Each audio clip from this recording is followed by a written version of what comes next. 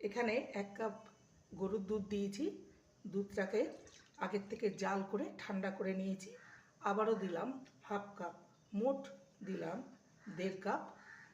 1.5 cup গুঁড়ো চিনি, 1 cup দিলাম আরও half cup oil, half cup refine oil.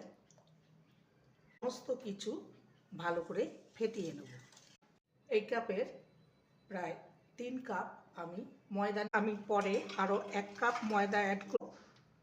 1 table spoon baking powder, half table spoon baking soda, একটু সরিয়ে রাখবো।